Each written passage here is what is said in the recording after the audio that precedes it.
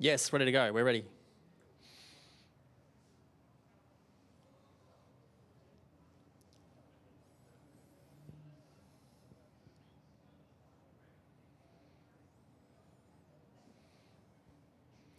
Thanks, Tim. It's a good contest this. I mean, we've seen some good dogs win the first two races here on the card, but they don't have the profile and star factor of some of these.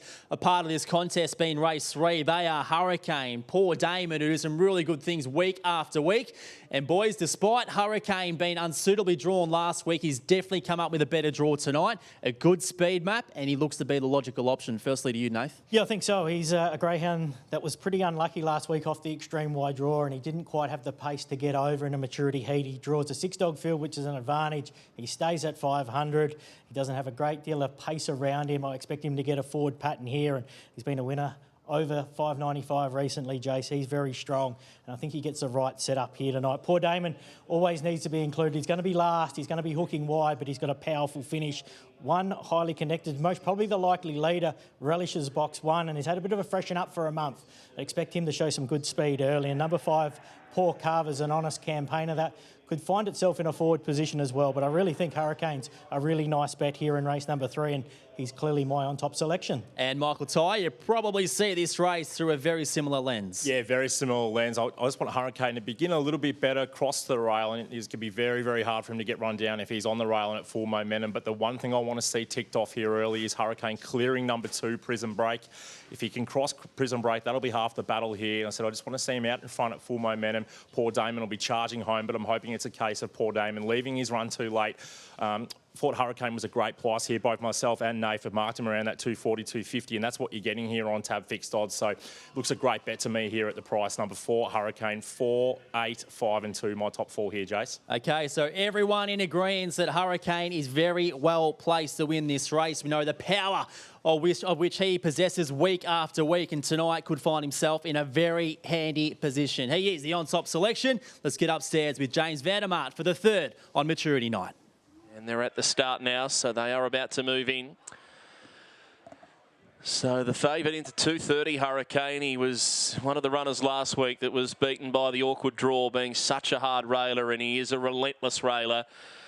The concern tonight is highly connected. I think between he and the rail is highly connected. That's the one runner that could really try and hold him off that paint early. But if Hurricane can get to the rail, by gee, he's going to be hard to beat tonight. They're coming in. 3rd race, the Banners Bucks Bonanza. They're just about set. Green light on. Favourite in box 4. Let's see how he steps Hurricane. They're ready now. And they're racing, and Hurricane out fast, highly connected, does hold the rail, and Hurricane's now in a precarious place as Poor Carver sweeps over to lead with highly connected. A length and a half to Prison Break, pushing off the rail, gets up to 3rd, then Poor Vortex, Poor Damon and Hurricane. This favourite's last, and he's still diving for the inside, and the run closed again, so highly connected led. A length and a half to Poor Carver, Prison Break at them, and here's Poor Damon lurking, taking the split, charging through and winning. Poor Damon, that was a big effort. Won it by a length over Poor Carver. He came running away. 3rd down the outside, Prison Break. Then highly connected, Poor Vortex, and the fave, Hurricane. Well, he's just so desperate for the inside that he checked himself back to last. 29.99 for the big boy, Poor Damon.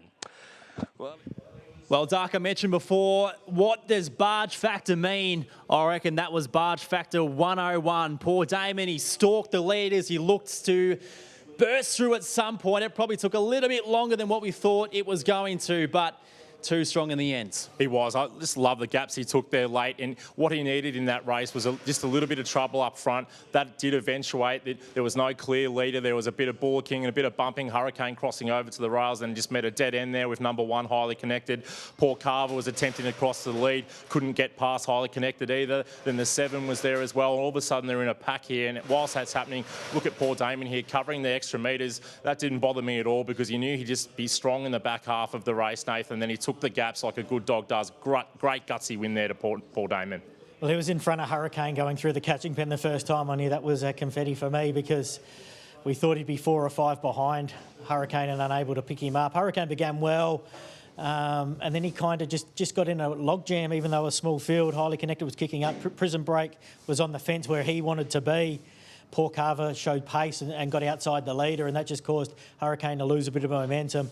Meanwhile, Poor Damon was tacking on the back of him a lot quicker than we typically expect to see from Poor Damon, and I reckon that race was over really early. As soon as they went down the back, he got out, got on his lonesome. We knew the strength that he had. The six-dog field was playing into his hands, and once again, he's like an ATM. He just comes every week and collects a cheque. If he's not winning, he's not getting beaten too far, putting the flashing light above his head for next week, and they just keep going to the bank with this dog, Team Delbridge, over the 500, and that's most probably why they're not in any rush to step him up to 600 until it's worth it for him. Yeah, and one of my indicators of class, Ducky, is being able to ride a bump and sort of get your momentum halted a little bit, but still be able to go on with it. It was like a pinball machine there, turning for home. He bumped with the inside runner. He then went to the outside, another bump, and of course he wanted to get to that middle part of the track, but a very good operator here is Poor Damon, and entertaining, which is what we love about him. Absolutely. We love those run-on dogs. They're great to watch. It actually reminds me a lot of a Melbourne Cup winner that the Delbridges also had in Yarchi Bale. Very similar pattern. Looks the same. And very similar career path too. Just they're persisting over these sprints. And at the time, it looked like when Yarchi Bale was in the Melbourne Cup heats, it was interesting. Well, this dog's looking for further now. And then, yeah, he won the heat and then he won the Melbourne Cup from off the pace too. And yeah, Poor Damon could be on a similar trajectory that, the Melbourne Cup's not that far away, unbelievably. So, but Poor Damon, definitely a dog to follow. You just got to take what you can get with him in sense of that he's going to need things to play out in the run. But from an excitement factor with the sport, he's so good to watch. He almost hooks his leg out when he walks. I'm sure it's normal for him, but it's a bit of a different sort of action, isn't it, Nath? Yeah, I noticed it down on the head-on, down the back as well. He's hooks it around, and that's why he likes, getting momentum, I think, and keeping in stride. So it's like a pouncing tiger. Get up, mate. And that might be the other thing. We might look at this dog as a really strong 500, but it seems to take it out of him this run. Like 600 might be a bridge too far. We don't know yet. So even though, and I've seen plenty of them in the past, and so have you, Duck, that look like, oh, give me 600, give me 600. They get halfway home down the straight and they're gassed over 600.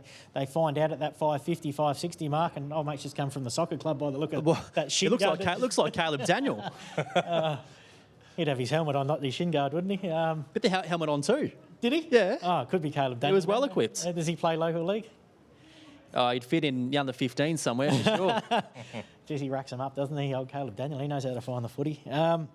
What about the case of Hurricane? I know he had that bump with Highly Connected. I mean, we knew he was going to begin well and go forward. That's what we wanted. It almost happened too well, because if he just settled behind Highly Connected, it would have been a different race.